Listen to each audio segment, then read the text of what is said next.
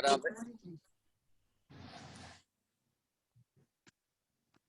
Le agradezco mucho, muy reverendo Edgardo Córdoba, por su presentación del día de hoy de la francmasonería, propósito psicológico número 24 del maestro C. Renaud Laferrière.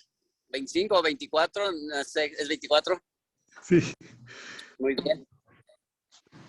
Y bueno, también agradecemos a todos la presencia a esta conferencia y seguimos adelante. Este centro de estudios desde Arizona, pero ahorita en este momento andamos aquí en México.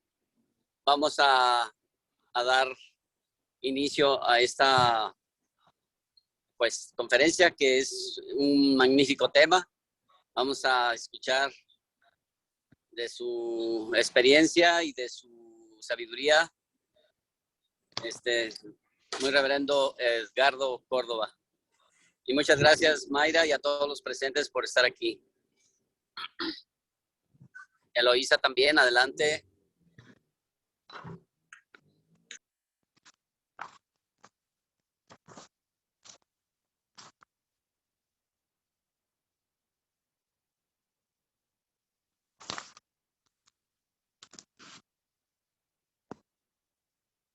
Creo que Eloísa no tiene audio.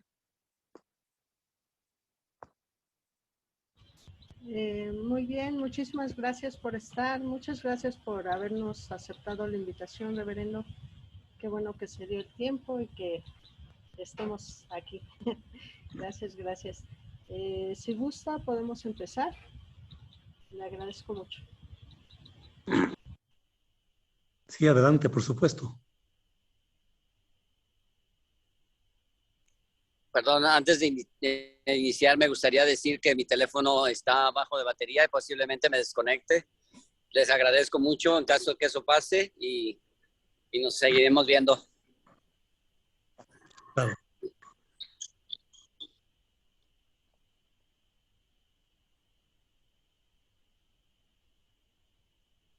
Adelante, muy reverendo Edgardo Córdoba.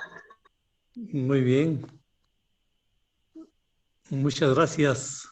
Antes quiero agradecer la invitación que se me ha hecho por parte de Eloísa y el apoyo que se está dando a este tipo de actividades que tienen ustedes en la zona de Arizona, con Abel y con Mayre y con otros hermanos que están colaborando por allá muy activamente y haciendo una gran labor de desarrollo cultural y social en todos los sentidos.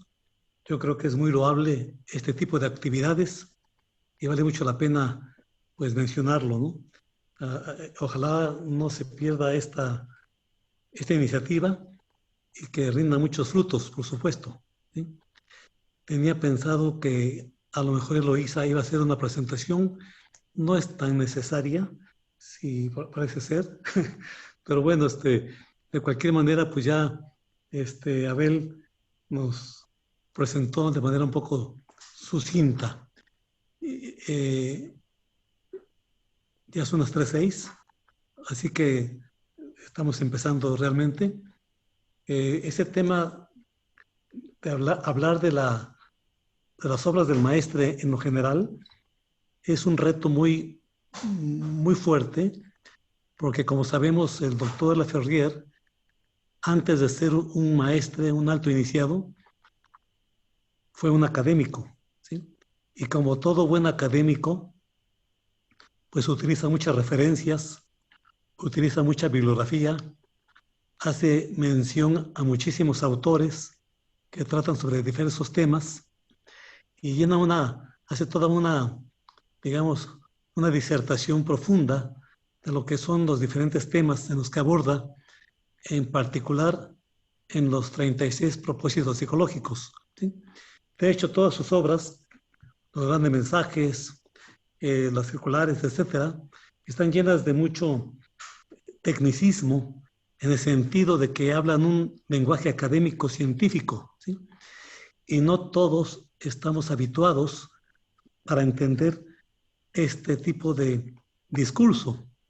Sin embargo, llega el momento en que necesitamos entrarle a este trabajo, ¿no? Porque es parte de nuestra labor como estudiantes de iniciación que somos. El maestro en este propósito psicológico número 24 aborda el tema de la francmasonería. Es importante decir que la francmasonería es eminentemente una orden de iniciados, cuya intención y cuyo objetivo, por supuesto, siempre es resaltar las virtudes humanas, como todas las órdenes iniciáticas. Las virtudes humanas se caracterizan porque están enfocadas al bienestar y a la convivencia fraternal de los seres humanos. Son dos retos importantes que no hemos logrado dominar. Desde la época de Adán y Eva, desde la época de la primera generación de iniciados, se ha visto que hay este tipo de controversias y diferencias individuales entre los seres humanos y da lugar a conflictos, a veces muy severos, ¿sí? Entonces estos iniciados toman como principal virtud la tolerancia, las buenas costumbres y la sabiduría, ¿sí? Son tres virtudes que se oyen sencillas, pero son todo un reto para cualquier ser humano. No es fácil pedirle a alguien que a partir de ya sea tolerante, adopte buenas costumbres y sea sabio. Eso no se hace de un día para otro, ¿sí? Antes que nada, el maestro de la Ferrier, en este propósito psicológico, le interesa fijar la meta de la francmasonería. Cuando hablamos de meta, hablamos de un punto, de un objetivo bien definido, ¿sí? Y básicamente él lo considera como una institución, como una orden que busca formar pensadores y sabios por encima de las condiciones comunes y, bueno, y cuya formación sea por selección misma, ¿sí? La iniciación. Soy un poquito abstracto todo esto, ¿no? Sin embargo, no es otra cosa más que hacer pensadores.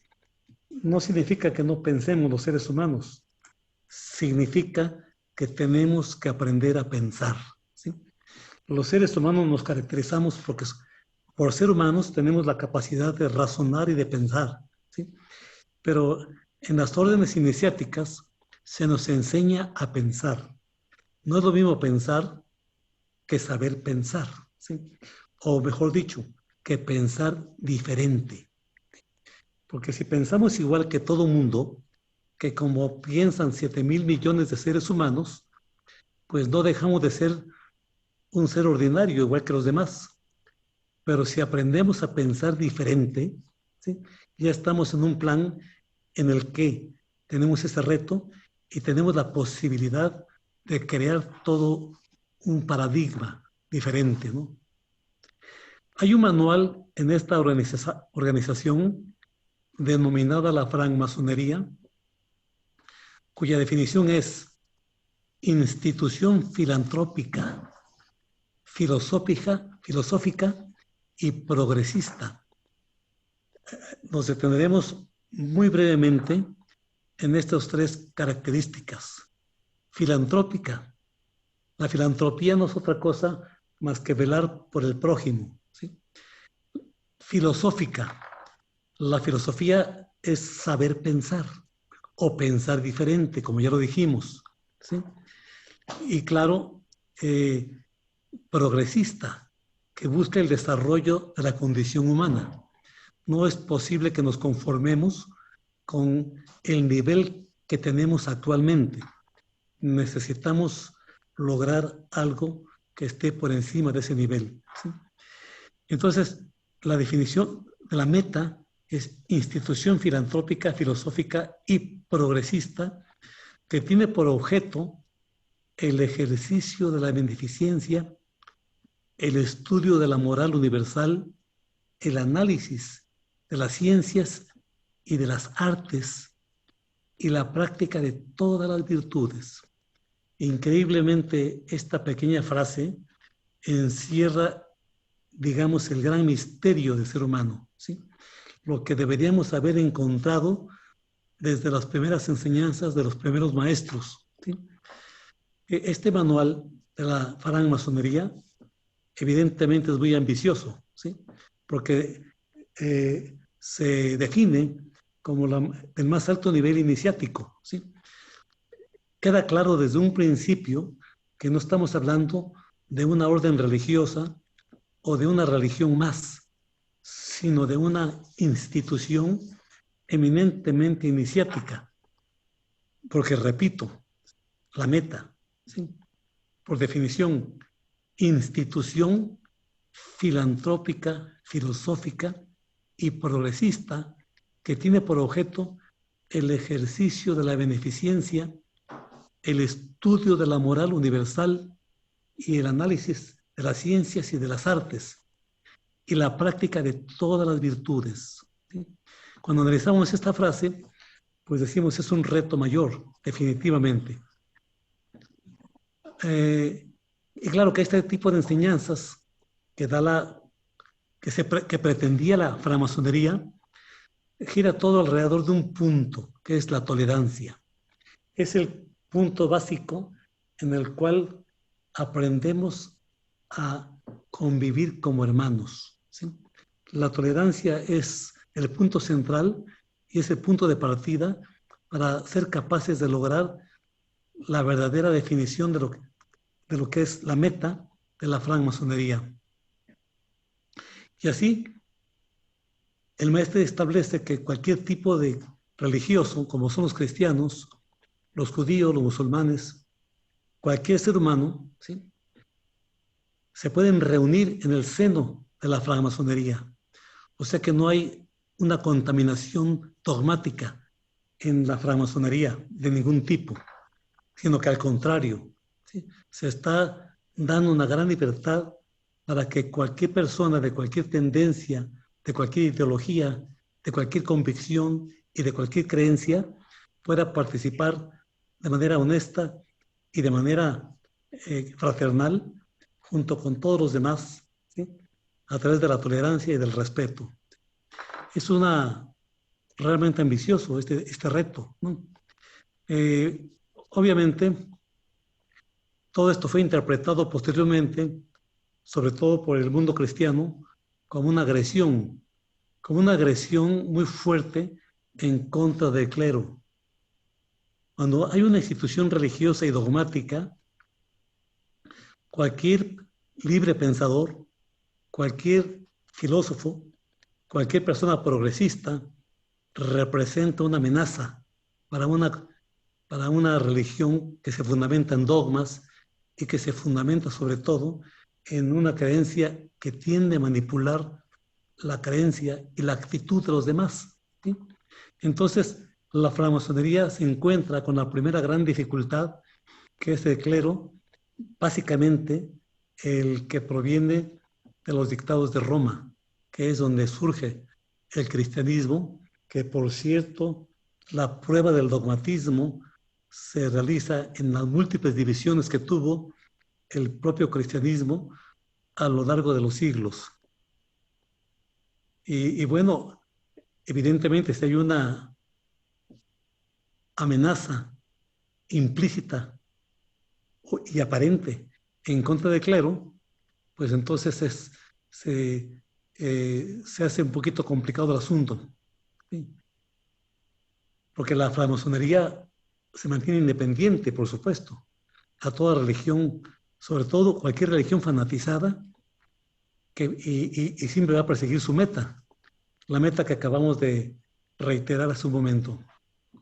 Y que, por cierto, esto nos lleva a crear una gran familia humana sin ningún prejuicio contra nada ni contra nadie. Hay que recordar que nuestra institución como orden iniciática, concretamente la Suprema Orden del Aquarius, se inspira en este tipo de metas, en este tipo de enseñanzas, ¿sí?, que es lo que buscamos realmente. Y por lo mismo hemos descubierto que no es una meta sencilla ni fácil, requiere de una gran formación, ¿sí? El aspecto didáctico pues ya está establecido, ¿sí?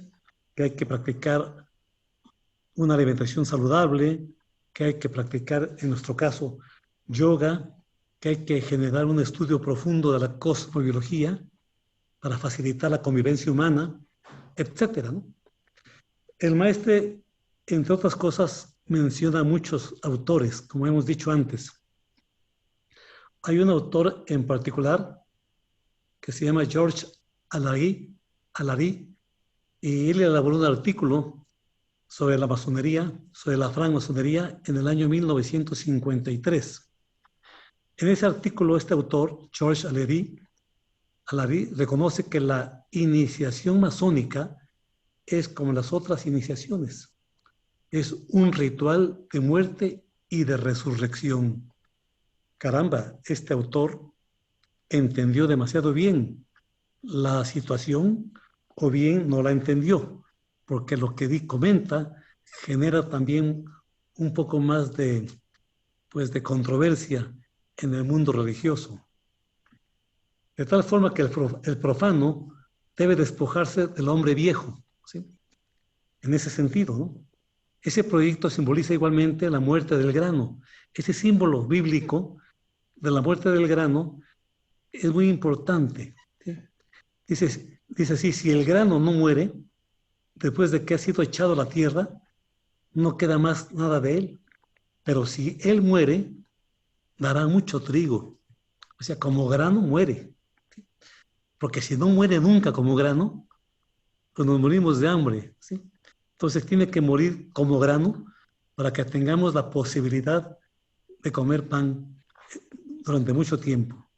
Por eso es que el símbolo de que es un ritual de muerte y de resurrección es muy interesante. Eso también habla de que tenemos que morir cada día. Cuando vamos a dormir en nuestra alcoba, de hecho nos morimos, ¿sí? Y al otro día renacemos, en el sentido de que vamos a pensar ligeramente diferente, tal vez muy parecido como lo hicimos antes, casi igual, pero idealmente y lo más conveniente sería pensar un poco diferente, ¿sí? Como si fuera un verdadero renacimiento. De ahí surge también la palabra neófito, de esta parábola bíblica, el grano que debe morir para que haya trigo.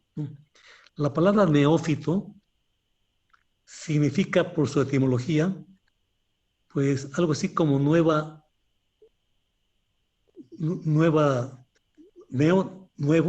¿sí? Y fitos, planta, ¿sí? Nueva planta, algo que ha tenido que florecer, algo que ha tenido que brotar, ¿sí? Y el neófito es lo que hace justamente, ¿no?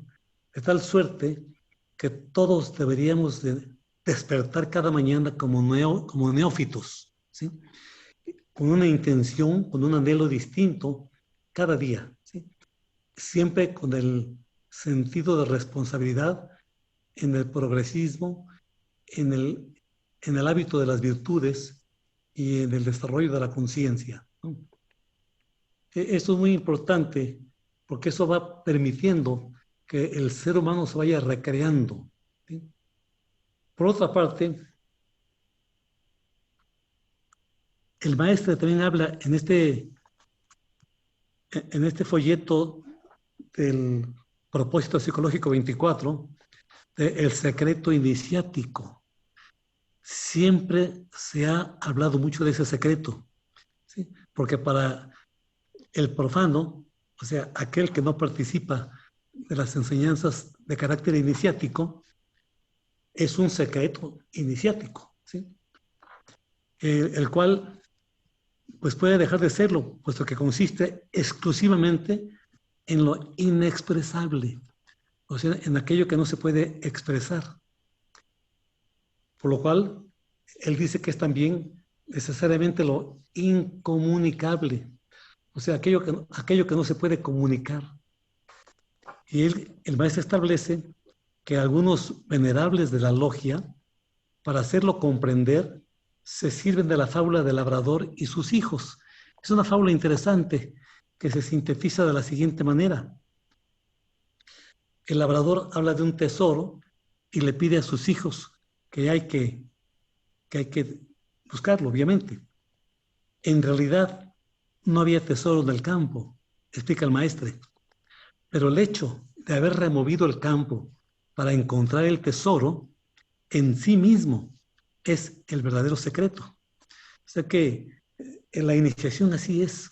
Cuando un maestro te da una clave iniciática, te pone a trabajar sobre ti mismo para que tú mismo descubras dentro de ti el verdadero secreto que estás tratando de descubrir, ¿sí? Y esa parábola interesante, o la fábula, ¿sí?, del labrador y sus hijos, lo revela muy bien, lo dice muy bien. Por otra parte, el maestro de la Ferrier habla de que todas las palabras sagradas de la masonería son de carácter hebreo, son de origen hebreo, ¿sí? La era y el calendario, por ejemplo, la era y el calendario masónicos son totalmente judíos. El presidente de una logia se dice que ocupa la sede del rey Salomón, ¿sí? O sea, es una leyenda completamente judía. También habla de las leyendas del tercer grado y las leyendas de los grados superiores, ¿sí? O sea, grados por encima del tercer grado. En la francmasonería, el primero, el segundo y el tercer grado son grados interesantes porque es el de aprendiz, el de compañero y el de maestro, ¿no? Y los grados superiores, pues son todos los demás. Hay que recordar que hay 33 grados de iniciación, ¿sí? Aunque el rango entre ellos es simplificado, no deja de estar presente el concepto del septenario también ahí, ¿sí? Ya veremos cómo tiene la francmasonería enseñanzas que tienen que ver justamente con la geometría, con la matemática y con el universo mismo, ¿no? Estos grados se relacionan completamente con los acontecimientos que han precedido, acompañado o seguido la construcción del Templo de Jerusalén. O sea, todo está en torno de un mensaje judío. La leyenda fundamental del grado de maestro corresponde a la de un personaje de la Biblia llamado Hiram, ¿sí?, quien fue el arquitecto el cual Salomón encargó la construcción de su templo, ¿sí? Así pues, la inscripción Ordo Ab Chau, así literalmente, Ordo Ab Chau, en el emblema del grado 33, es una llamada a la disciplina indispensable en materia iniciática, ¿no? La verdad es que estos símbolos son de carácter superior, iniciático, para que tal vez fue con toda intención para que no se entienda, más que para aquellos que están versados en lo que es al menos la iniciación.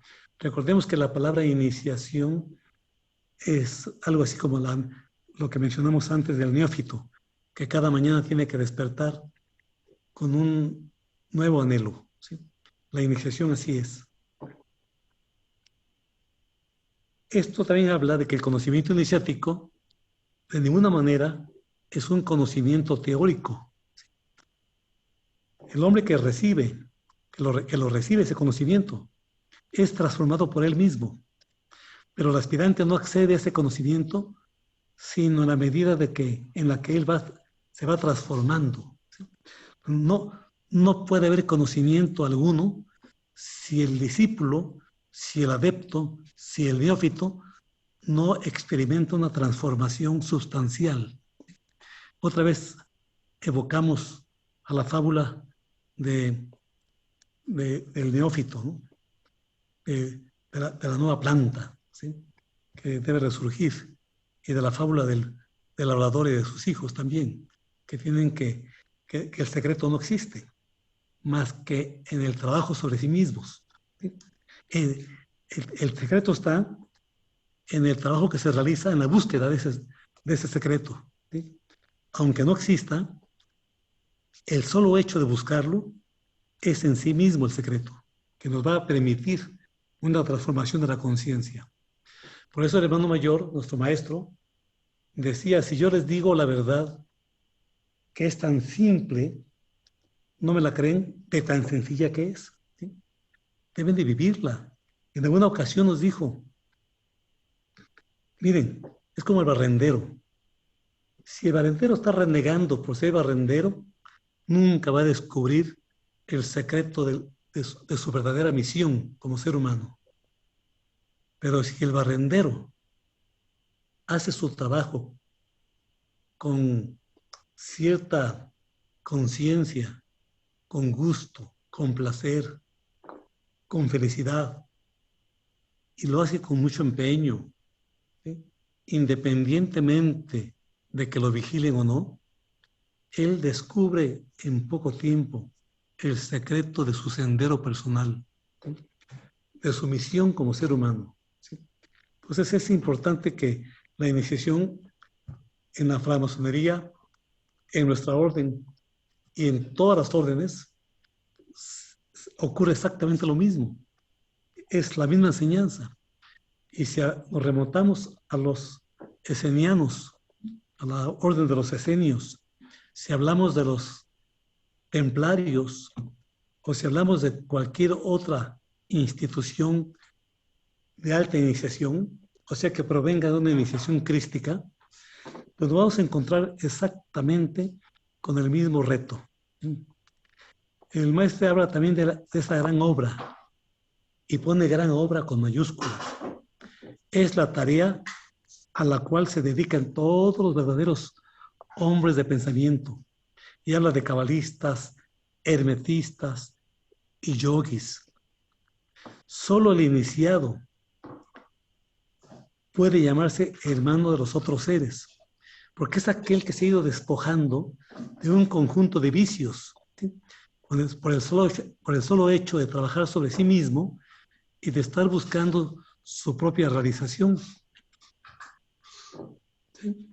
Entonces, en cuanto a la igualdad, ¿no? Por supuesto, es preciso encararla aquí, sobre todo en tanto que ella expresa una idea de equilibrio, ¿sí?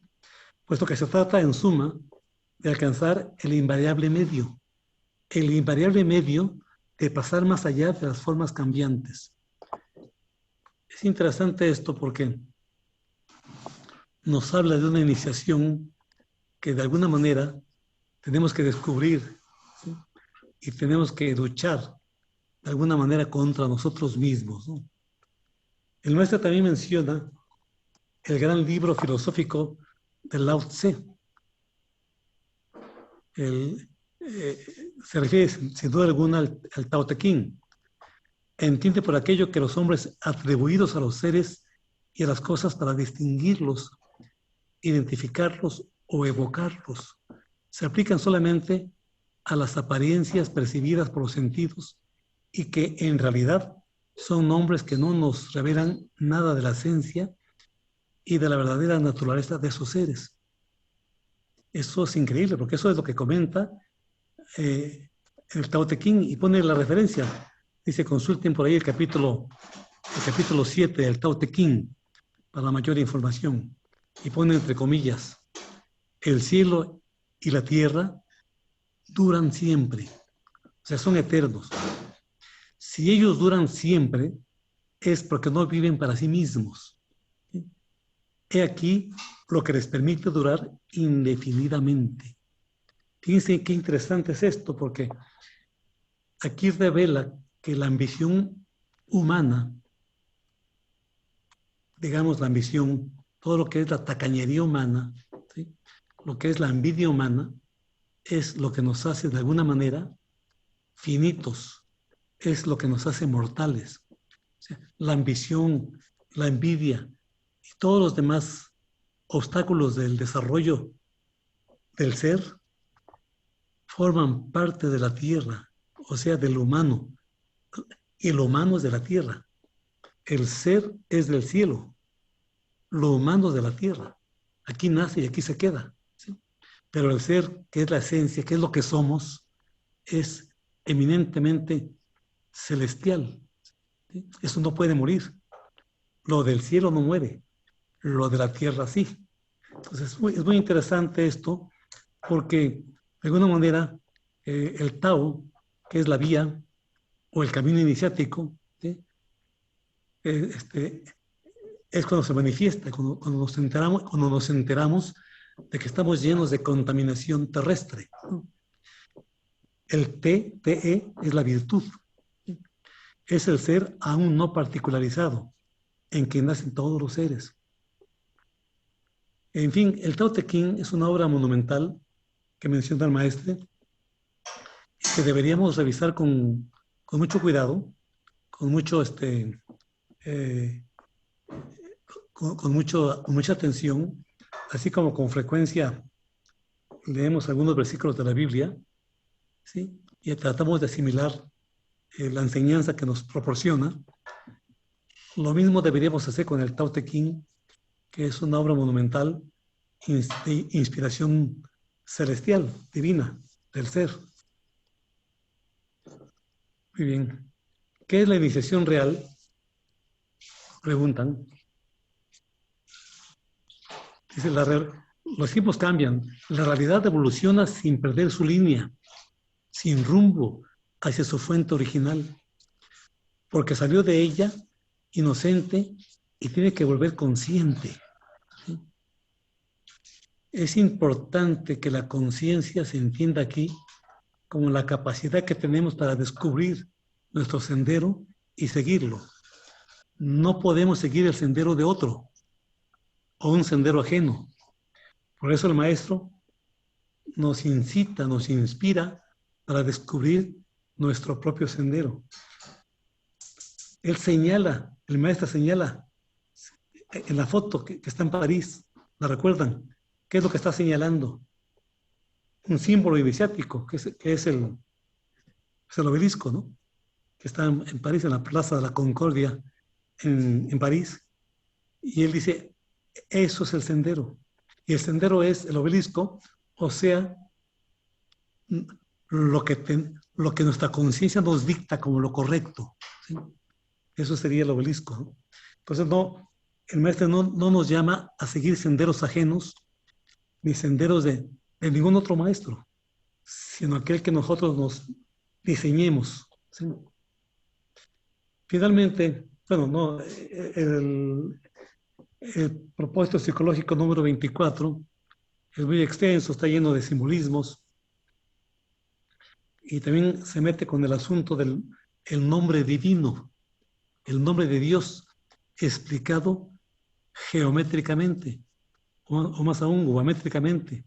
Sabemos que da 26, el famoso Yod, Hi, O, Hi, que son 4 letras hebraicas muy interesantes, cuyo valor numérico es 10,565. Se repite el Hi 2 veces, Yod, Hi, O, Hi. Entonces 10,565, que sumado es 26, el cual es el nombre del Padre a quien proclama el Hijo. Es la divina esencia y la divina existencia. Entonces, en términos latinos, equivale la I a la H, a la O y a la H otra vez. ¿Sí? O sea, yo soy, ¿sí? Que es el 26. Da la unión, que es ya, de Isho, el Hijo, con Hijo, el Padre, de la palabra y del pensamiento, o sea, logos y golos. Nace Sofía, que es el instinto psíquico y el infinito espiritual. Es curioso que Sofía, escrito así con SH, o le pone mayúscula porque es la letra que justamente vale 5, ¿sí? Y pues la pone PH, que vale a nuestro alfabeto una F, y la Y, que tiene el mismo valor que la I latina, y finalmente la A, Sofía, el infinito psíquico y el infinito espiritual. ¿Sí? Es interesante eso porque después nos encontramos con otra Sofía, que es SHOPHIA, ¿sí? Que no es exactamente el mismo, porque uno, de alguna manera, significa, pues, digamos, por una parte, o sea, son términos antagónicos, ¿sí? Le voy a comentar aquí para que se entienda mejor. Dice, para la comprensión filosófica del término shibolet, en hebreo, con la letra shin, ¿sí? Significa en realidad desgracia, ¿sí? Pero esa inicial shin, que es la letra 21 del alfabeto hebraico, es el emblemático triunitario, el símbolo de la incidencia verbal en el universo SH Sofía, pues. Y bueno, aquí hace una analogía entre Sibolet, que significa desgracia, ¿sí? Y con el sentido, con la otra letra que es Samej, la letra 15 del alfabeto hebraico, ¿sí? Samej, que ya no es desgracia, sino que significa todo lo contrario, ¿sí? Significa dicha. Entonces es interesante que algo tan simple y tan una sola fonética ligeramente alterada tiene un significado absolutamente contrario, ¿sí? El alfabeto hebraico así es. Y hay que recordar que el alfabeto hebraico, como lengua madre, también tiene relación con otros alfabetos, como por ejemplo el sánscrito, o como otros que menciona la Biblia, ¿no? En ese sentido, ¿no?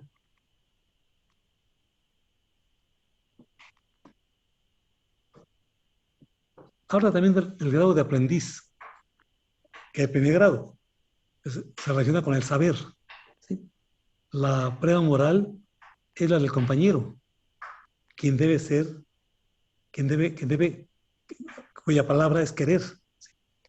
La prueba intelectual es con el maestro, que es el tercer grado, que tiene que ver con el osar. Y todos los tres, tanto el aprendiz como el compañero y como el maestro, tienen todos un deber común, que es el callar. Pues está el tetragrama sagrado, bien manifestado ahí, al querer, que es el saber, que es el primer grado de aprendiz, que tiene esa avidez, por eso es saber. La de querer, que es el de compañero, querer en el sentido de persistir. Y finalmente el aspecto intelectual, que es la prueba del maestro, que es el osar, ¿sí? Y todos tienen un deber común, que es el callar. Hay que recordar que el callar, evidentemente, es saber transmitir la sabiduría, saber transmitir la enseñanza, y tal vez sea el más complicado de todos, porque callar no es mantenerse en silencio total, sino callar es saber decir con las palabras correctas a las personas indicadas en el momento preciso. Son tres particularidades que no todos sabemos distinguir, ¿sí? O lo decimos a destiempo, o a la persona incorrecta, o con las palabras mal dichas, ¿sí? O todo junto, ¿sí? Y esto hace que haya un desorden e incluso que haya una desvirtuación de la enseñanza, al grado que se puede generar un caos dentro de la propia orden, ¿sí? No sé, yo voy llevando, queda un poco, ¿no? Pero si alguien tiene alguna pregunta o alguna duda, me puede interrumpir, por supuesto, y podemos comentar algo, ¿no?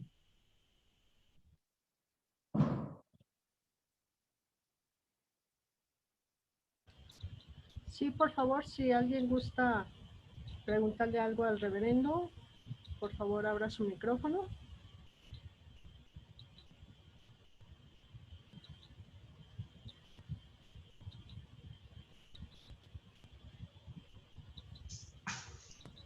Hola, buenas tardes, reverendo. Yo, bueno, tengo curiosidad por saber, en el caso de de la orden de los masones, ¿qué se necesita hacer? ¿Es como estar aquí en la GFU, donde pues nada más yo me anoto y ya estoy en la escuela de Medio Genial, o de Genial, o de Yamín. ¿Qué se necesita, por ejemplo, para poder estar en esa orden? De acuerdo con lo que hemos estado estudiando, solo se requiere tener la aspiración de lograr ser un ser humano tolerante, respetuoso, buscar la filantropía, ayudar a otros y, por supuesto, practicar las virtudes. Hay que decir algo antes de eso. Esta es la francmasonería pura, tal y como empezó en el siglo XVII, XVIII, ¿sí? Bueno, no empezó ahí, se retomó más bien ahí, y tal como se ha ido manteniendo durante varios siglos. En la época actual, hay que decirlo, la francmasonería se ha contaminado mucho de la cuestión política, ¿sí? La verdadera política, tal y como nos las enseña Aristóteles, es la capacidad humana para poder gobernar, ¿sí? Para poder liderar cualquier cosa, una institución, una ciudad, un estado, ¿sí? Eso es política. Y es, por supuesto, casi sinónimo de ética. O sea, la política lleva implícito la palabra ética. Sin embargo, se ha ido desvirtuando ese concepto. Y muchas veces cuando decimos fulano de tal es un político, es como si fuera una ofensa. O sea, tiene una connotación peyorativa decir que alguien es político. Decimos fulano de tal es muy político. En vez de que sea un atributo deseable, una virtud, la consideramos como una ofensa, ¿sí? De que en las últimas décadas, ¿sí?, la ambición, la mezquindad se ha filtrado mucho en los gobernantes, en los líderes, ¿sí? Y muchos de ellos, de hecho, en época antigua, todos estaban regidos por las logias masónicas, ¿sí? Entonces, la contaminación política, tal y como la entendemos ahora, ha sido muy, muy grave, ¿sí? Ha sido muy grave y debemos tener cuidado. Naturalmente que nosotros, como iniciados solares, ha habido quien ha tenido la iniciativa de revivir la francmasonería o las costumbres masónicas, ¿sí?, de su manera primitiva, cuyas intenciones eran muy diferentes. Y así han surgido las logias blancas, que están formadas por iniciados solares, ¿sí? Hoy día las logias que existen en los diferentes lugares, ¿sí?, nos encontramos con que hay personas, no solo que no son vegetarianas, sino que algunas hasta consumen alcohol y fuman. Y algo peor, son muy honestas. Algunas tienen una trayectoria muy, muy negra en cuanto a su ética, en cuanto a sus disciplinas, llama y ni llama, ¿no? Y a veces son grados 33. Entonces eso ya es una desvirtuación, una deformación.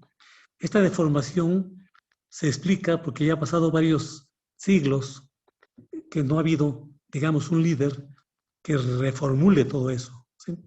Entonces, las logias blancas se han mantenido o están retomando la verdadera iniciación francmasónica, como se pretendía en el siglo XVIII, ¿sí?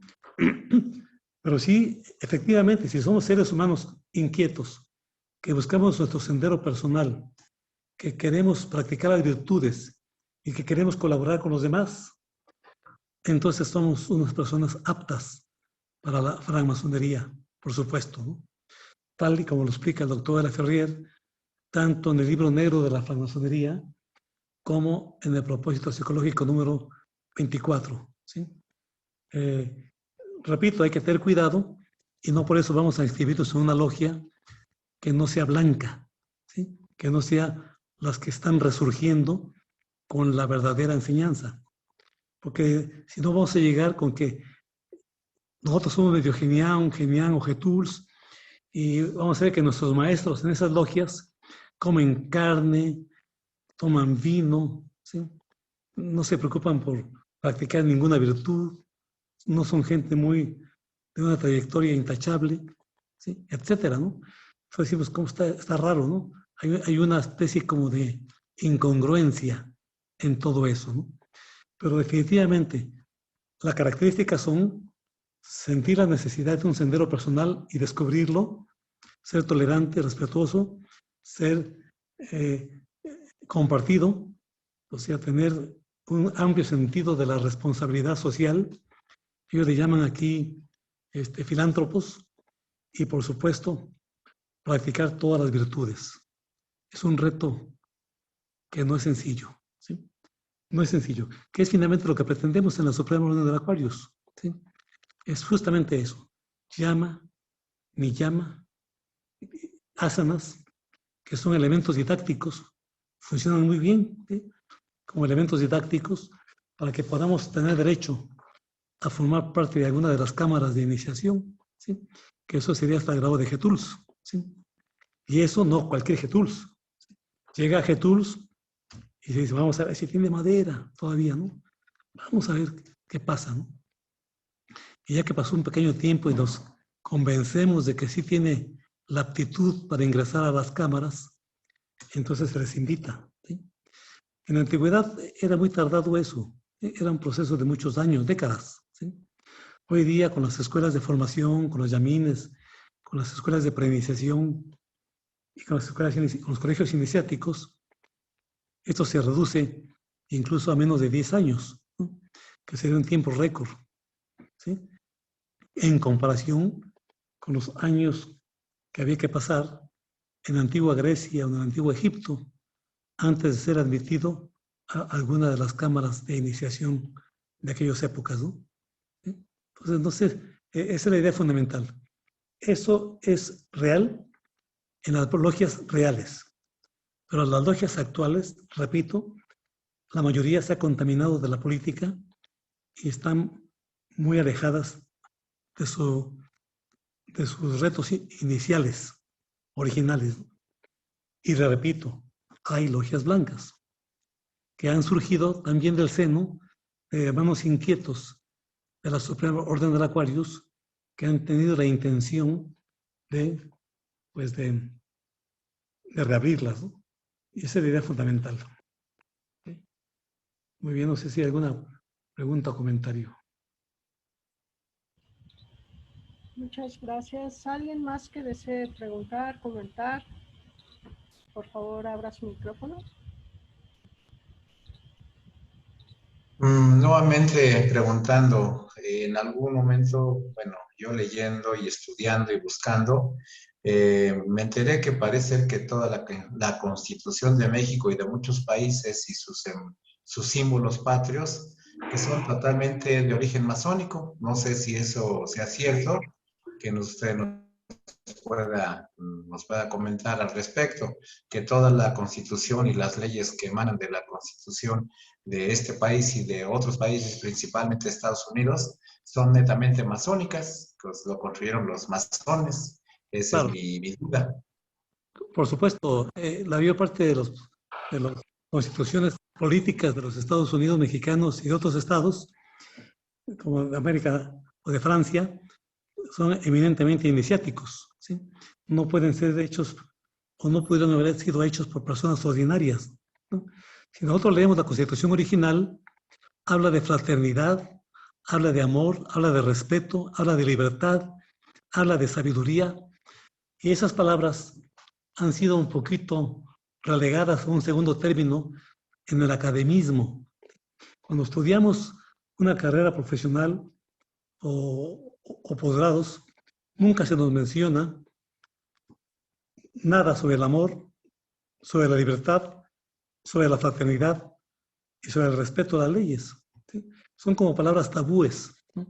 Hablar de amor, se nos enseña a ser competitivos, se nos enseña a ser ambiciosos, se nos enseña a ser exitosos, tomando en cuenta que ser exitosos es acumular muchos bienes, ¿sí?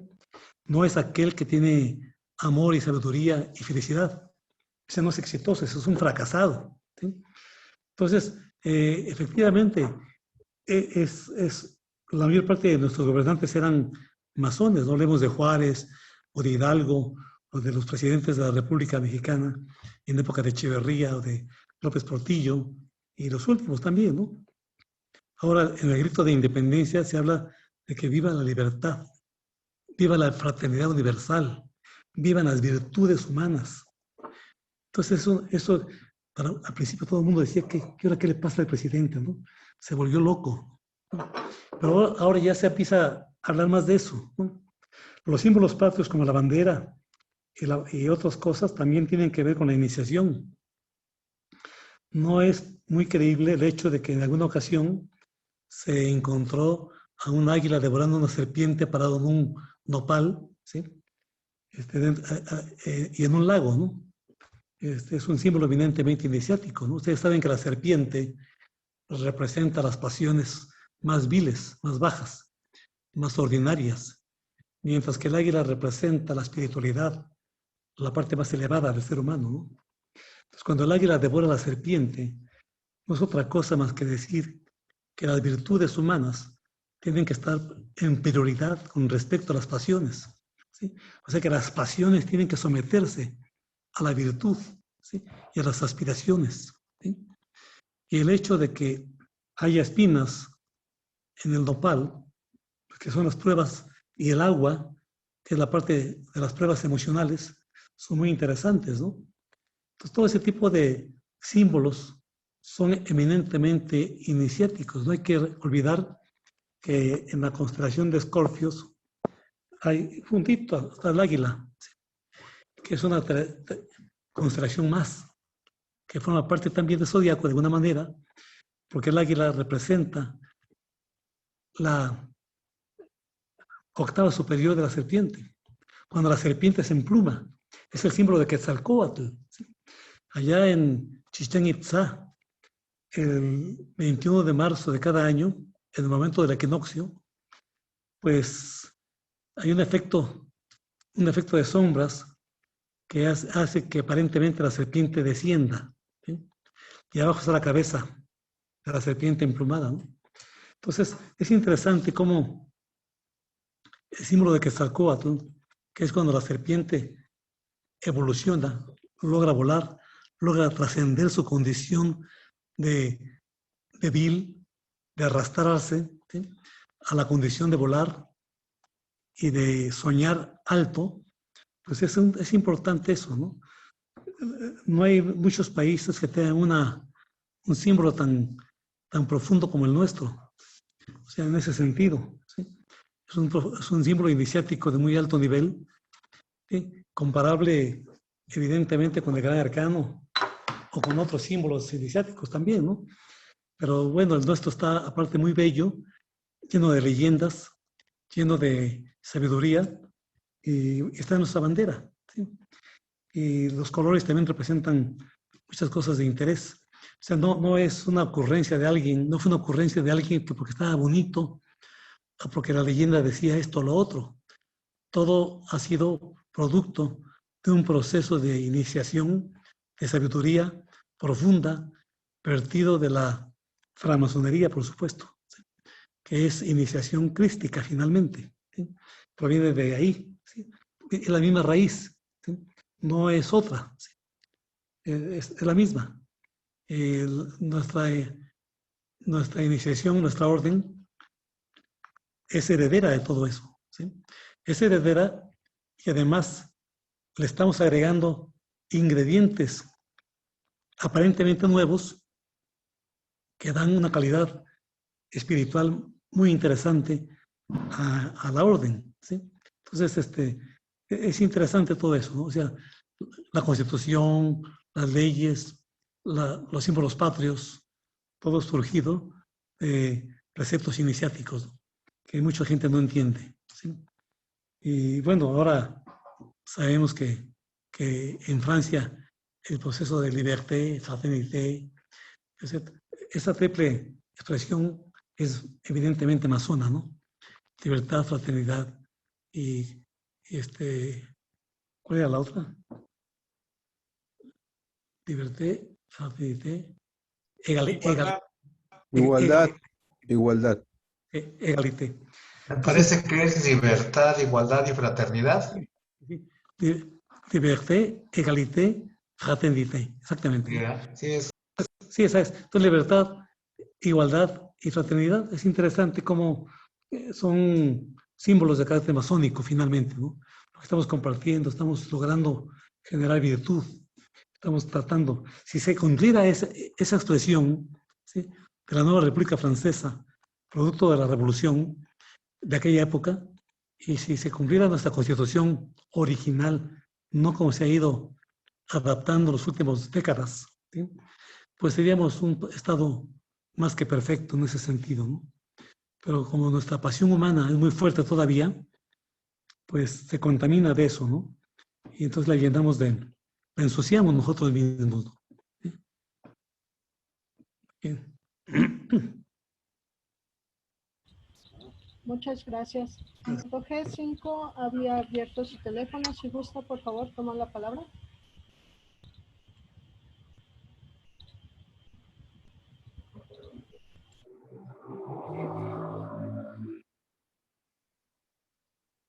Hola, buenas tardes. Sí, buenas tardes. Entonces nosotros nos consideramos que vamos en el camino de la masonería y porque estamos también manejando la magia blanca, ¿no? En ahora sí que en nuestra orden de la GFU. ¿Me puede sacar esta duda?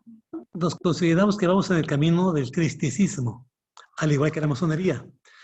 El camino del cristicismo es, digamos, el camino, digamos, paradigmático, superior.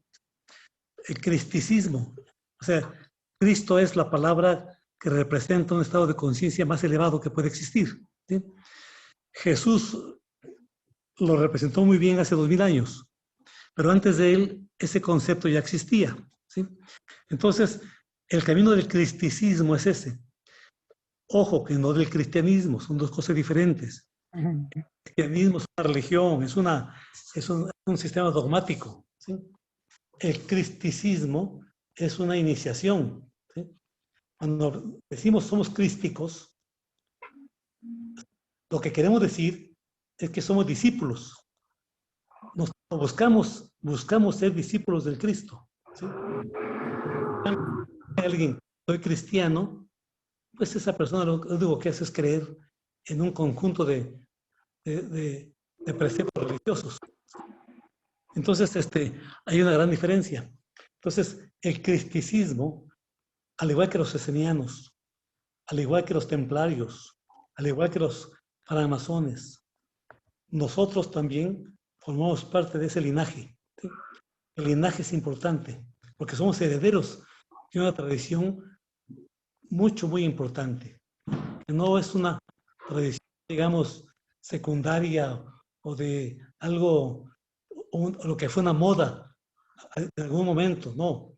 Esto tiene que ver con lo trascendente, tiene que ver con los chakras, tiene que ver con la iniciación, tiene que ver con el yoguismo, tiene que ver con el universo.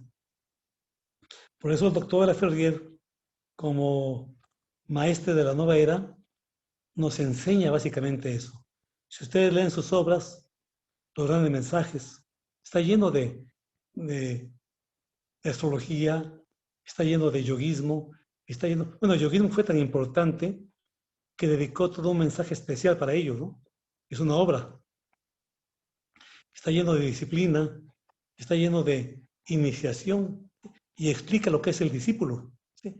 Con toda realidad, con toda claridad, ¿sí? O sea, desde que menciona ahí y hace referencia a otro autor en donde dice, como dijo, no recuerdo el nombre, que todos somos maestros y todos somos discípulos al mismo tiempo. Tantos maestros que no quieren enseñar y tantos discípulos que no quieren aprender, ¿sí? Y empieza a dar un discurso muy interesante sobre eso, ¿sí? Entonces todos somos maestros y discípulos a la vez, porque así el genián o el medio genián, siendo un discípulo, se puede decir bastante neófito, porque está empezando, al mismo tiempo es un maestro. Él puede en un momento orientar a alguien que está por debajo de él, ¿sí? Y lo puede orientar hasta su nivel, ¿sí? Eso es la iniciación, ¿sí? Nos estamos acostumbrando a todo un linaje, ¿sí? A un linaje espiritual. Y no es que sigamos la línea de la francmasonería, seguimos la línea del cristicismo, crística, ¿sí? De hecho, no sé si han ido últimamente ustedes o han participado a una concentración tibetana, que en esta época de fecha iniciática, ayer fue fecha iniciática, se practica, ¿sí? En esta fecha se hace la concentración tibetana y ahí descubrimos la importancia del linaje, ¿sí? El linaje crístico, ¿sí? Para nuestra era, ¿sí? Es muy importante eso, ¿sí? Entonces, más que seguir la línea francmasona, seguimos la línea crística, tal y como lo hicieron los francmasones, tal y como lo hicieron los templarios, tal y como lo hicieron los esenios, tal y como lo hicieron todos aquellos que de alguna manera han tenido la inspiración crística, o sea, solar. La iniciación es solar, ¿sí? Que significa justamente eso, ¿no? Tener apertura hacia un estado de iluminación. No sé si hay algún comentario o haya quedado claro. Muchas gracias. Muy bien. Hermana Maura, si gusta abrir su micrófono.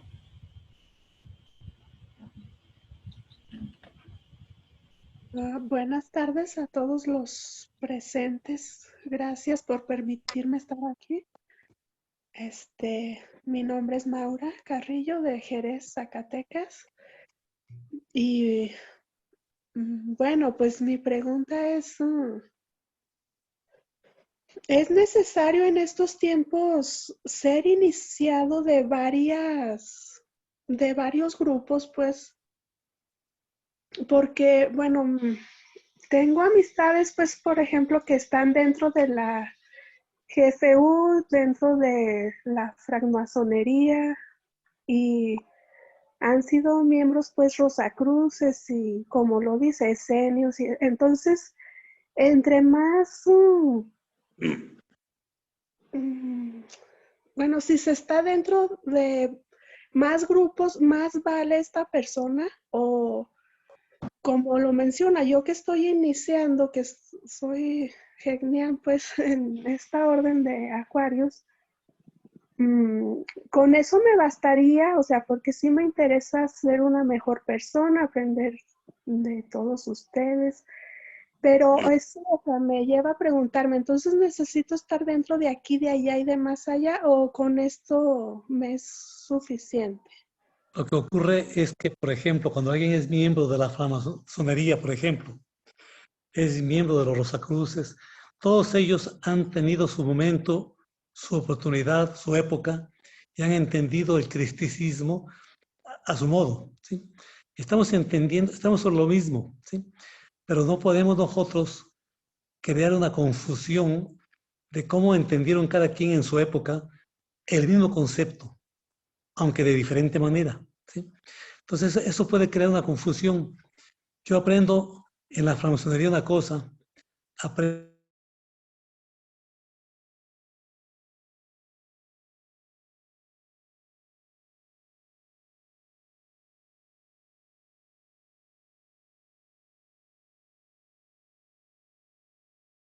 de Acuarios es la orden que actualiza todo eso, la que sintetiza todo eso, ¿sí? Nos evita la pena de andar recorriendo todas las demás, ¿sí? Porque la orden del Acuario sintetiza todas ellas. Aquí tenemos un poquito de todo, o mejor dicho, lo mejor de cada lugar, de cada orden, sintetizado y adaptado a la nueva era, tal y como el maestre nos lo enseña. ¿Sí? Entonces está actualizado. ¿Sí? Es como la última versión. Como tienes la última versión de Word, por ejemplo, ¿para qué quieres aprender la versión 1, la 2, la 3, la 4, la 5? ¿Sí? O sea, no, te van a decir, no, hermano, no aprenda, eso ya no va a servir para nada. Aprendas la última versión nada más y con eso basta. ¿Sí? Entonces, a eso equivale. ¿Sí? Porque de lo contrario, se crea una confusión que no todo el mundo está preparado para entender cómo son las adaptaciones de la misma enseñanza vertida del cristicismo en diferente momento y en diferente lugar. Entonces, es una revoltura, una mezcolancia que en mucha gente puede crear confusión, ¿sí? Y a la mera hora no está en nada, ¿sí? No entiende nada, ¿sí? Entonces, lo mejor es ver la última versión. Siento que la Suprema Orden del Aquarius es la versión actualizada, ¿sí? de todas las demás, ¿sí? Yo no tuve la necesidad de entrar a estudiar a los esenios, no tuve necesidad de entrar a estudiar a los templarios, aunque sí es bueno instruirse, es bueno leer, es bueno, como cultura general, tener ese conocimiento, por supuesto. Pero no he tenido necesidad de entrar con la francmasonería. Yo no soy masón, ¿sí? Pero si me dicen, ¿eres masón? Pues soy masón por añadidura, porque yo busco practicar todas las virtudes, busco ser solidario con todo el mundo, busco apoyar a mis hermanos y los veo como hermanos, ¿sí? Y trato de ser lo más equilibrado posible, lo más tolerante, ¿sí? Por lo tanto, soy masón. Es como aquel que es católico. El católico, por definición, es universal, ¿sí? La palabra católico significa universal, ¿sí? Entonces, ese no tiene necesidad de recorrer todas las religiones del mundo. Son miles. No tiene caso. Si quiere ser universal, que sea católico. El verdadero católico acepta a todos tal como son. No se adhiere a ninguna, acepta a todos y no se espanta de nada. Claro que el dogmatismo es terrible, ¿no? Entonces, el católico dogmático le enseñan que hasta el comunista es el diablo, ¿no? Algo que ni siquiera es religión, ¿sí? Algo que no se sabe qué sea, qué será comunismo. Hay que leer a Marx, son 30 obras muy poderosas. Hay que leer a Ouspensky, hay que leer a otro para entender qué es el comunismo. Y entonces poder estar en condiciones de dar un veredicto, si soy o no soy, ¿sí? Pero la gente que a priori rechaza todo es un dogmático, ¿no? ¿Sí? Entonces, hay que evitar los dogmas, hay que evitar ese tipo de cosas. Y la recomendación es estar en la última versión nada más de la misma línea que inspiraron a todas las demás, ¿sí? ¿Sí? ¿Para qué voy a meterme con las versiones anteriores? O sea, como cultura general está bien, como lo que estamos haciendo ahora está bien, ¿sí? Hablar un poco de la francmasonería, cómo trabajar y descubrir qué es lo mismo que hacemos nosotros, ¿sí? Y cuando seamos Getúls de cámara, que a ustedes les falta muy poco ya, pues se va a dar cuenta que, con mucho más razón, la realidad que estamos hablando, como todo va concordando, todo va checando como un rompecabezas, así que es como un engranaje que va perfectamente bien adaptándose a todo, ¿no? Y nos quita todo tipo de confusión, ¿no? ¿Sí? Pero no es necesario andar en todas partes, porque si no entendemos, nos puede crear una confusión muy grande, ¿sí? de lo que estamos estudiando, que es lo mismo, con diferente versión, ¿sí? Con diferente actualización, ¿sí? ¿Sí? En vez de estudiar cómo lo autorizaron los franceses en el siglo XVIII, o las logias inglesas, o las logias mexicanas, o imagínense, sería muy complicado, ¿no? O trabajar con los templarios desde siglo XIII, XIV, ¿no? Es muy complicado todo eso. Y no eran más que la misma línea crística, ¿sí? Entendiendo la palabra Cristo como un paradigma de la parte más elevada de la conciencia que puede alcanzar un ser humano. ¿Sí? Cristo no fue ninguna persona. No es una persona, es un referente del el más alto nivel evolutivo que podemos alcanzar cualquier ser humano. Eso hay que seguir esa línea nada más. ¿Sí? Y la mejor manera de seguirla, pues es participando de las cámaras de iniciación, siendo discípulo de algún tipo de colegio de alta iniciación, ¿sí? Etcétera, ¿no? Pero claro, para llegar a esos colegios y a esas cámaras, siempre es importante una preparación previa. Hay que ser simpatizante profano, como ustedes. ¿Sí? Genial significa eso, simpatizante profano. ¿Sí? El medio genial es simpatizante a secas, sin embargo. ¿Sí? Entonces, en una ocasión le preguntaron al maestro, el hermano mayor, un hermano genial, maestro, ¿por qué genial, si está encima del medio genial, es simpatizante profano y el medio genial no es profano? ¿Sí? Le causaba un poco de ruido a ese hermano, ¿no? Y le contestó el maestro, mire, la palabra profano en iniciación tiene sus privilegios, ¿sí? Tiene o sea, no es nada malo. O sea, profano significa aquel que es capaz de osar más allá de lo que está permitido, ¿sí? Y cuando alguien osa un poquito más allá, algo tiene que aprender. ¿Sí? Se le hace una herida por aquí, dice, caray, yo me di la mano, es que había púas aquí. Entonces ya aprendió algo, va a entrar con más cuidado. ¿Sí? Eso es la ventaja del profano, en iniciación. El otro simpatizante ni se le ocurre hacer semejante osadía. ¿Sí? Por eso es simpatizante a secas. Y ya el Getulce es un novicio que está inquieto de todo e incluso puede cometer el error de que ya está en un nivel en que puede descubrirlo todo. ¿Sí? Es un error porque si eso fuera posible, sería un drama mayor al del ignorante. ¿Sí? El ignorante pues puede vivir feliz todavía. Pero aquel que ya cree que puede descubrirlo todo en un momento dado, pues sí sería un drama. ¿Sí? Cuando realmente es novicio, está en el inicio. ¿Sí?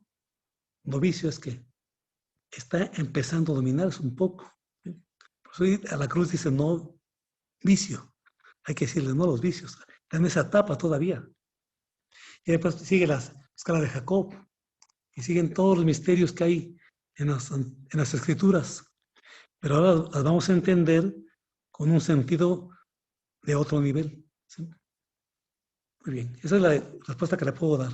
Es la misma línea, pero la nuestra, por tener el privilegio de que fue actualizada recientemente por un gran maestro que consideramos el avatar de la nueva era, estamos en la última versión de ese mismo sendero, ¿no? Crístico. ¿Sí?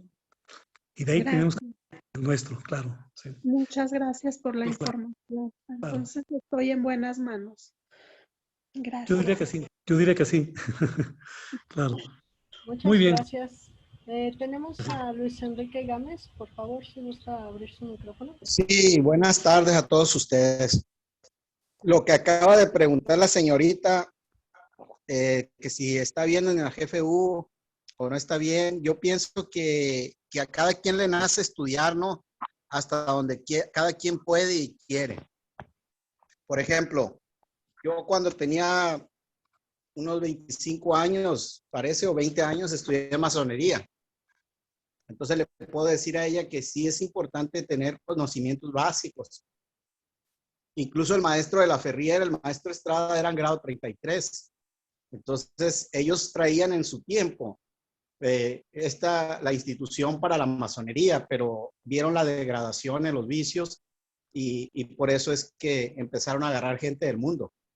Y el maestro Estrada fue el que abrió, ¿no? Agarrar gente disciplinada, sin vicios, etcétera, etcétera. Entonces, si ella tiene la aptitud y la necesidad de estudiar la masonería y estudia en la orden, el conocimiento está abierto a cualquier persona, ¿no? Ahorita en la actualidad, todo el mundo puede estudiar diferentes cosas. Puede estudiar tarot, astrología, yoga. Entonces la masonería le menciona los principios fundamentales, ¿no? Para el ser humano, ¿no? Principios muy elementales como la fraternidad, el amor, la libertad sobre todo, ¿no? Ser libre. Y así sucesivamente, ¿no? Entonces está bien. Lo más importante es adquirir principios que nos ennoblezcan como seres humanos. ¿Dónde? Donde quiera se encuentran esos principios y ponerlos en la práctica. Entonces, eso le preguntaban al Dalai Lama. Le preguntaban cuál era la mejor religión. Él les contestó, la que más te guste, la que más te haga bien. Entonces, no hay limitaciones para esto. Muchas gracias, un fraternal abrazo para todos. Seguimos adelante. Gracias, hermano, qué buena aportación. Muy bien. No sé si hay algo más o podemos continuar brevemente con algo ya para concluir. Adelante, por favor, reverendo. Muy bien. Bueno, fíjense que dentro de la simple... Ay, qué pinche, tanta pinche vuelta, güey. ¿Podría cerrar su micrófono, por favor, para evitar ruido? Sí. ¿Podrían cerrar su micrófono, por favor, que no ocupe la... Solamente, por favor, sí, para que tengan cuidado. Hablábamos del símbolo de la masonería, que más ha sido, digamos, representativa de la masonería. Y el maestro nos habla de que el mazo significa la voluntad. Generalmente eso es para el primer grado, ¿no? El cincel es el juicio. Y enseguida viene la regla, la palanca, el compás y la escuadra para el compañero, ¿sí? Entonces, en el caso del compás, representa el espíritu. Hay que recordar que una circunferencia perfecta se puede trazar con ayuda de un compás. Entonces, el compás representa el espíritu, mientras que la escuadra representa la materia. Es por ello que la escuadra cubre al compás en el primer grado, mientras que una sola pierna del compás queda encima de la escuadra para el segundo grado, que es el de compañero, y por último el compás cubrirá la escuadra para el maestro. Mucha gente no ha observado este tipo de símbolos, pero bueno, aquí el maestro nos lo recuerda muy bien, esta simbología interesante. No hay que olvidar que la palabra masón es una palabra francesa que significa simplemente albañil, constructor. La maçonnerie en francés es algo así como la albañilería, ¿sí? En el cual todos, de alguna manera, nos convertimos en constructores de nuestro propio porvenir, ¿sí? Estamos diseñando eso, ¿sí? Ahora, por otra parte, dice el maestro, la abertura del compás en el ritual varía igualmente según los grados. Dice él, a 45 grados es para los maestros, a 60 grados para los que han alcanzado el grado de maestro perfecto. En el quinto grado, dice una abertura de 90 grados para los masones, o sea, del 14 al 18, del grado 14 al grado 18.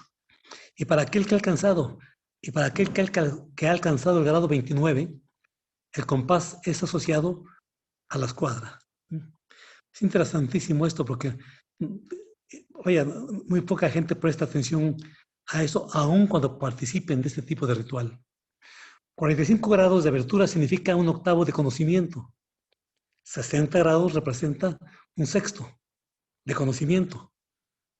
90 grados es un cuarto de conocimiento, ¿sí?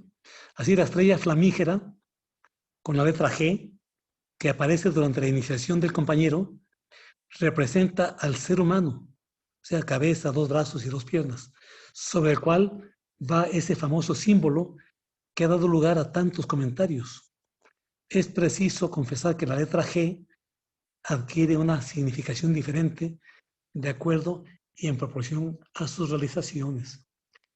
En efecto, esa letra G que es la inicial que es el Gimel de los hebreos, ¿sí? Gimel, que es la tercera letra del alfabeto hebraico, y esconde igualmente el Yod, que es la 10ª letra, el nombre divino, 10ª letra inicial del nombre divino Yef, y de tantos otros atributos esotéricos, ¿no?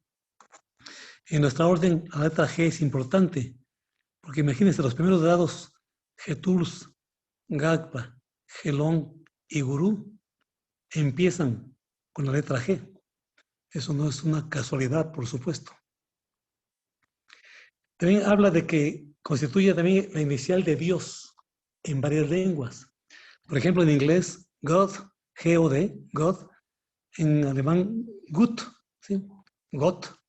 Ese empieza con la G también, ¿sí? Al igual que la inicial de grande.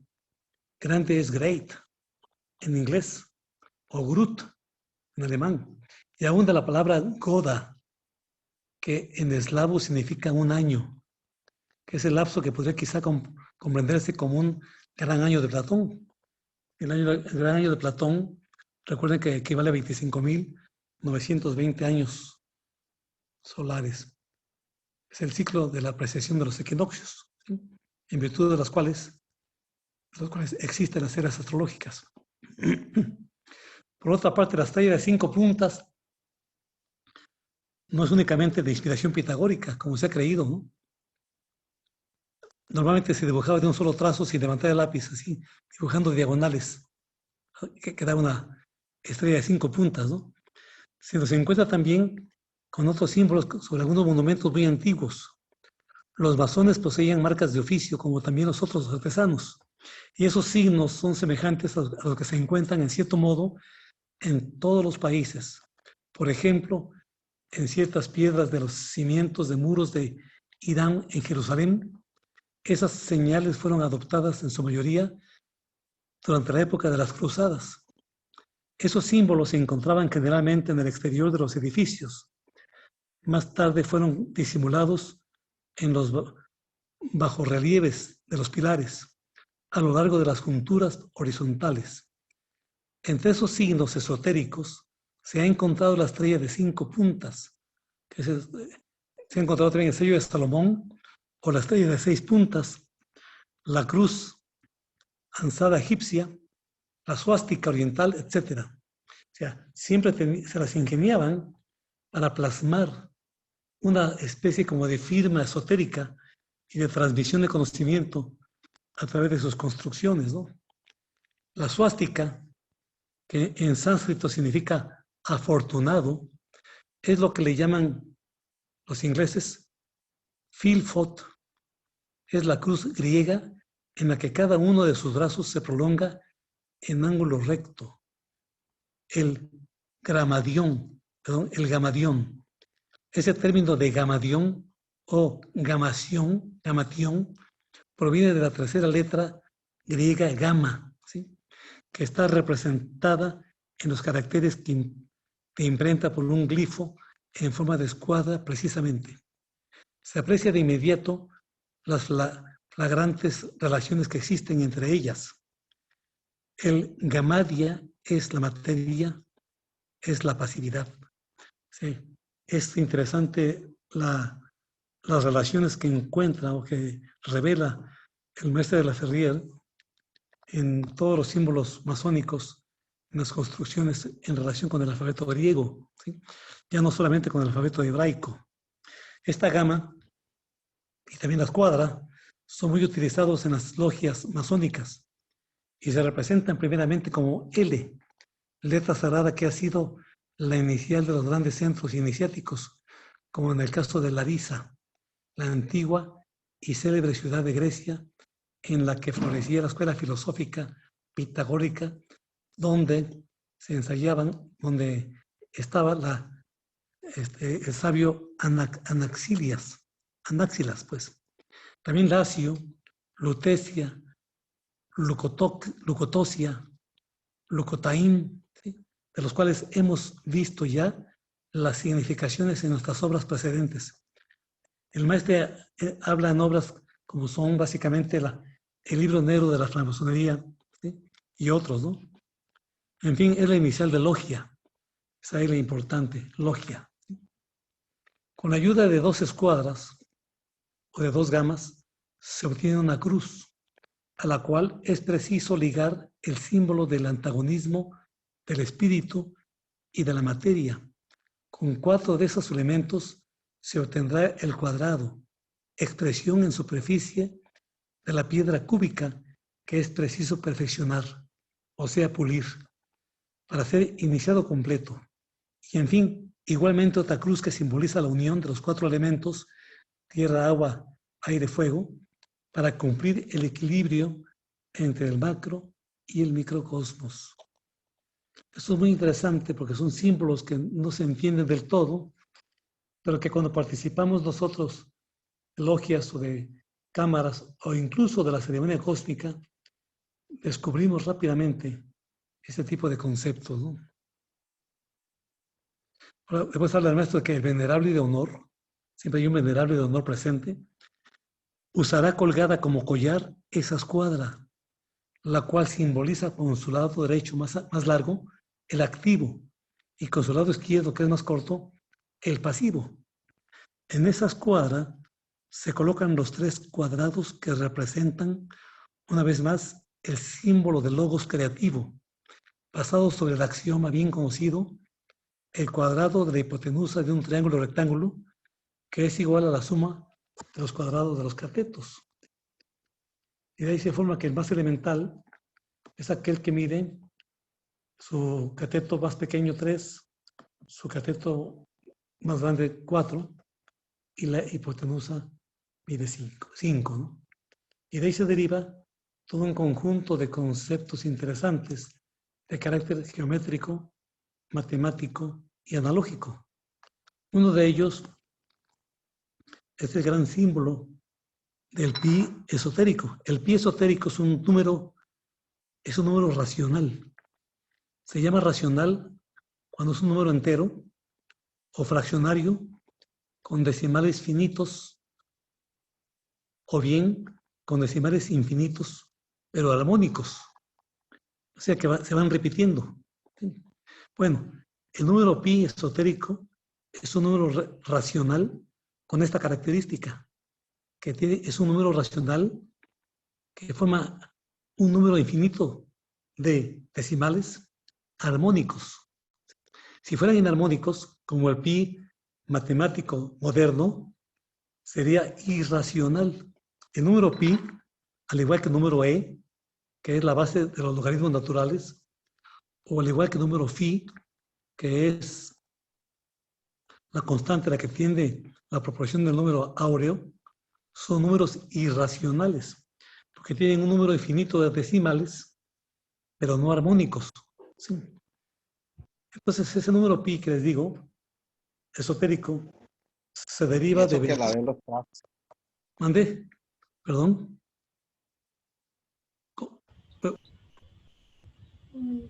Cerré ya el micrófono.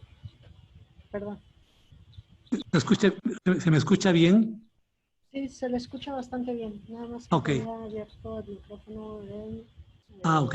Luis Enrique. Perdón, muy bien. Entonces, ese número pi proviene del cociente 22 séptimos. 22 es un número muy interesante porque se refiere básicamente a los 22 arcanos mayores del tarot, ¿sí? Y el 7 como denominador es otro número muy interesante porque reúne la parte del círculo y la parte del cuadrado. O sea, es el 3 y el 4, básicamente. El 3 siempre es un número eminentemente espiritual, por la triunidad cósmica.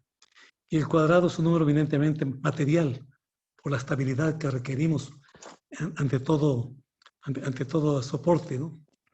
Entonces, 22 séptimos tiene como cociente, como resultado, ¿sí? 3.14, 28.57, 14, 28.57, etc. La armonía se repite siempre, 14, 28, 57, hasta el infinito. ¿Sí?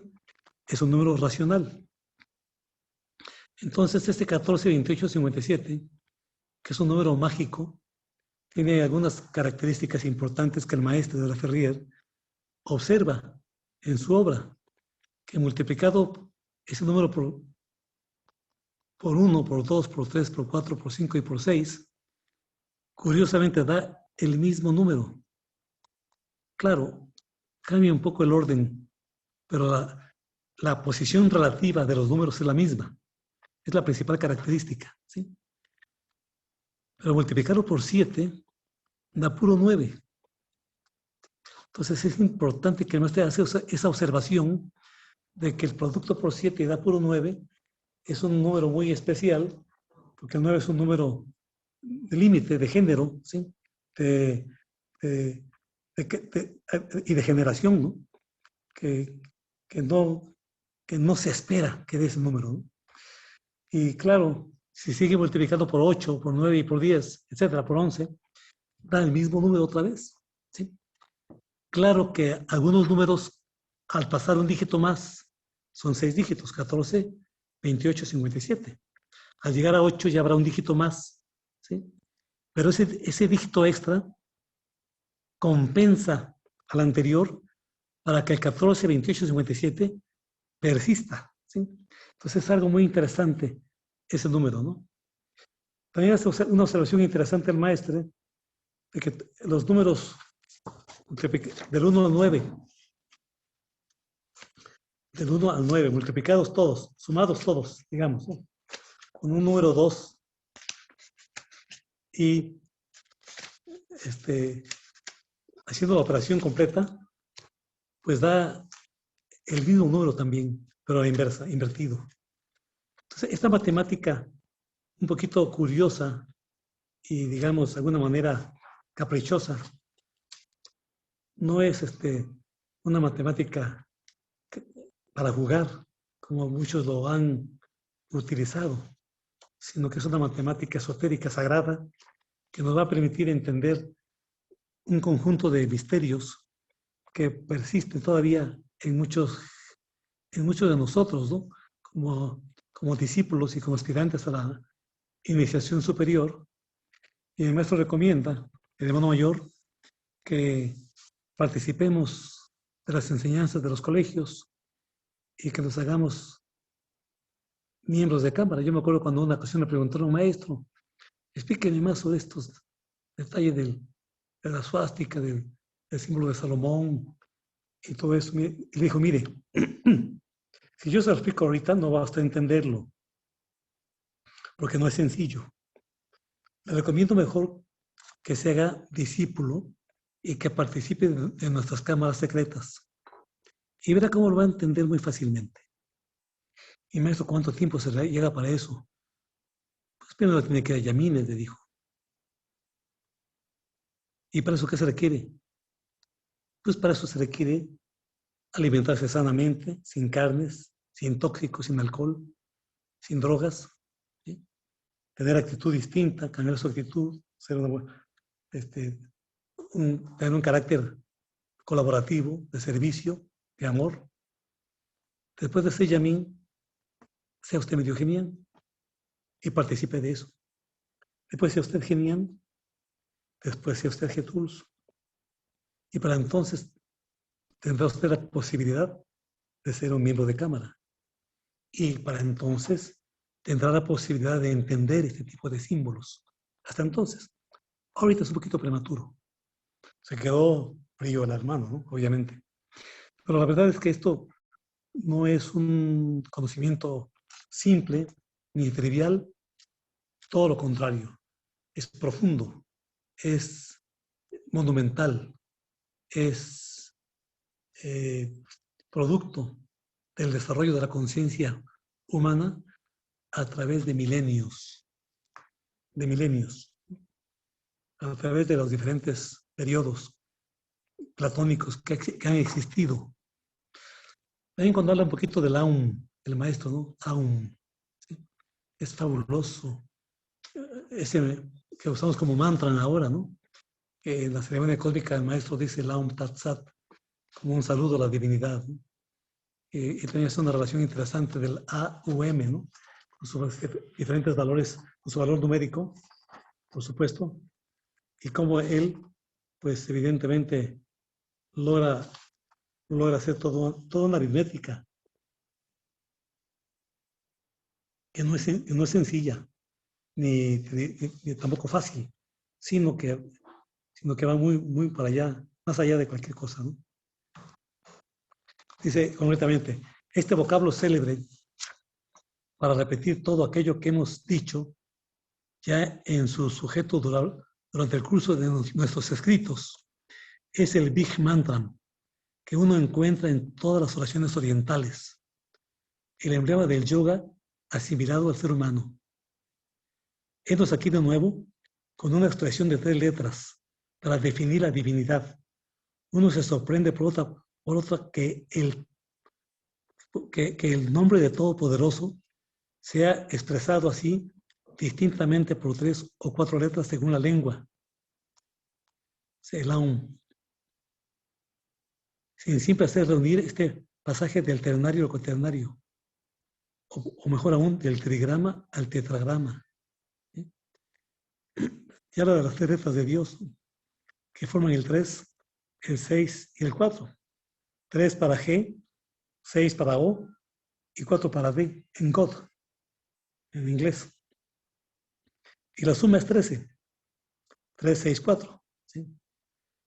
Y dice, notemos que al pasar que 13 veces 28, o sea, el mes lunar, da igualmente 364. O sea, los 13 meses del calendario masónico. ¿Sí? Recordemos que aún hay Horus. Recordemos que aunque Horus está asimilado al signo de los gemelos, que es el tercero en el zodiaco, Isis está asimilado a Irán. Isis está asimilado al signo de la Virgen, que es el sexto, y Neftis, el signo de Cáncer, que es el cuarto. O sea, otra vez 3, 6, 4. Y hace toda una relación interesante del 3, 6, 6 y 4, ¿no? Él dice, fíjense bien, que sumados esos,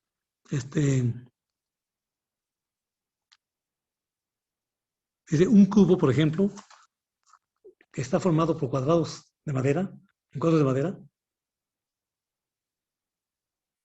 está geométricamente mirado como teniendo 6 lados. O sea, 6 lados es un hexaedro. Es un hexaedro, son 6 caras, y cada cara es un cuadrado. Y es simétrico, como quiera que lo pongamos. ¿Sí?